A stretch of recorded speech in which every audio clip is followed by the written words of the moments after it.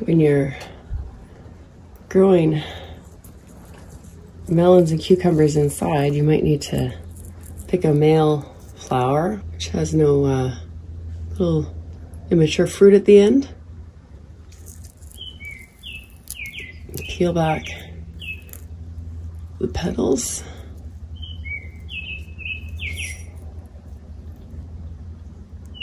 So you can get to the pollen there. It's helpful if you get a piece of stem on it. Get a different one.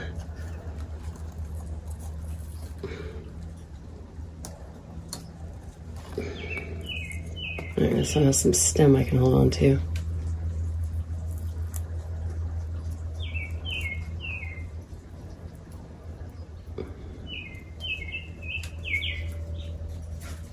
So you have all the pollen on there. So you take it, you find your female flowers.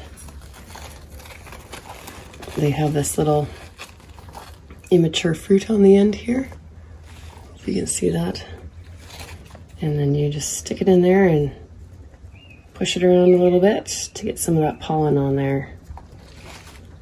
Another one over here, that's a little immature fruit. Stick that male flower in there, rub it around, get some of that pollen distributed. Now you fertilize your female flower so that it can produce fruit, and this fruit will continue to grow and produce. If you don't do that, then the fruit will just dry up and rot away. It won't actually produce a melon if it doesn't get pollinated. And there's that little immature fruit. Here's the other one.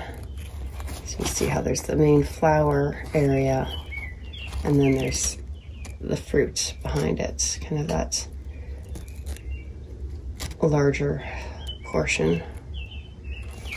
And then the male flowers.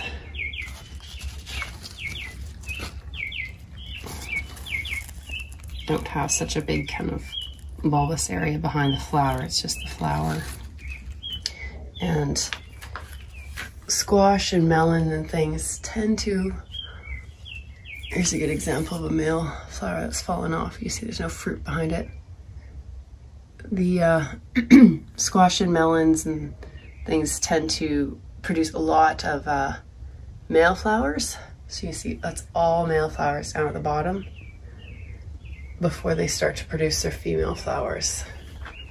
So this plant over here hasn't even started to produce female flowers yet, and it's up 6 feet tall.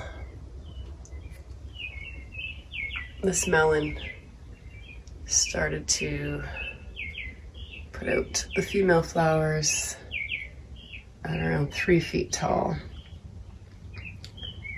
So that's just a little tip if you're growing your melons, cucumbers, squash indoors. You need to help fertilize those female flowers. There's a good shot of the female flower. And there's the immature fruit. Here's a great example on a large pumpkin of a female flower versus a male flower. So here's a female flower. That's what the parts look like inside. And then there's that little immature fruit on the back. And this male flower has already closed up and finished, but let's have a look. See, there's no big fruit at the back here. If we pull it off, peel the leaves open, or the petals, I guess, you can see that's where all the pollen is. So just like with that tiny little melon, take this down and just rub it around on the female flower. We'll get the pollen distributed and help that immature little start of a fruit to actually turn into something. That's all it takes. Doesn't matter if the flowers are big or small, it's all you do.